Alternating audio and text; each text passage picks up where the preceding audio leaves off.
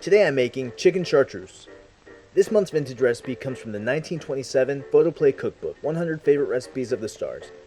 This chicken chartreuse recipe was contributed by actress Clara Bow. It's basically a giant rice cake. We're just mixing up a chicken filling, lining a mold with rice, adding the chicken in, and steaming it. You can press the CC button to turn on subtitles or check out the full list of ingredients in the video description. The ingredient list for this is simple. 2 tablespoons of tomato juice, 1 beaten egg, half a teaspoon of onion juice. I just grated some onion and pressed the juice through a strainer. 1 teaspoon of chopped parsley, a 1/4 teaspoon of salt, a dash of black pepper, 1 cup of cooked chicken, finely minced, and some boiled white rice. I wasn't sure how much I'd need, so I cooked 2 cups of dry rice and used maybe a little over half.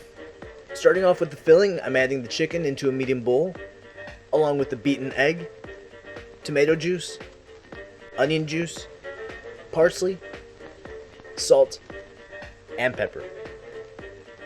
Mix well to combine evenly, and realize yet again that it's too hot to wear this many layers. Why do I keep picking these outfits during summer? Alright, getting back to the recipe, we're greasing a Charlotte Russe or pudding mold, neither of which I own, so I'm using a 6-inch springform pan. Now I'm lining it about 1 inch thick with rice along the bottom and the sides, leaving a cavity in the middle for our filling. Press everything along the edges to compact it, and let's add in the chicken filling. Cover the top with rice so that the chicken is entirely covered and the mold is full and even.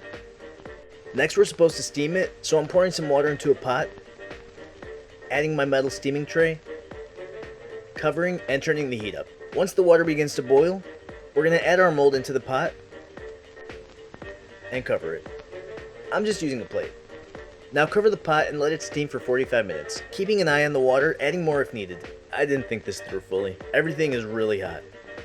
Alright, now how am I going to get this mold out of the pot? Oh, I have an idea. One sec.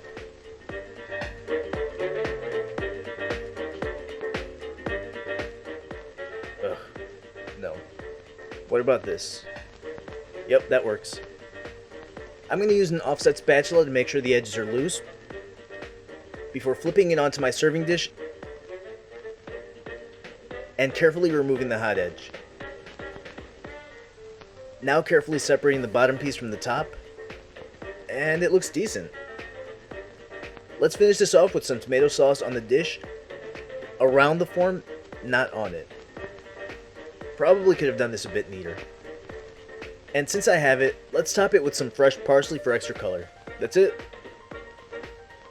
This dish definitely looks like something from another time. With simple ingredients and a pretty easy preparation, I can see the appeal of this recipe. It's like a giant onigiri or Japanese rice ball. But how's it taste? Well, it's fine. It's not bad by any means, it's just kind of bland. The tomato sauce is a really nice addition. It gives a bright punch of flavor to the unseasoned rice. The rice itself is a little mushy from being boiled, then steamed for almost an hour. The chicken could use some extra seasoning, and I'm not the biggest fan of the texture of minced chicken. I do think this dish has potential though. With a few changes, I think this could be much better. The rice was mushy and bland. I'd probably cook it in some seasoned chicken broth, and make sure to undercook it. I also didn't care for the texture of the minced chicken, so I'd shred the chicken instead, and maybe add some veggies like carrots, celery, and onion. I think this could also really benefit from some homemade tomato sauce, or at least adding some extra seasoning to the canned stuff. Overall, it was fine. If you like these vintage recipes, don't forget to give this video a thumbs up and check out my vintage recipes playlist. I upload a vintage recipe the first Thursday of every month. I hope you enjoyed the video. If you're new, please consider subscribing. It's free and I'd love to have you around. Thank you so much for watching, and I hope to see you all next Thursday.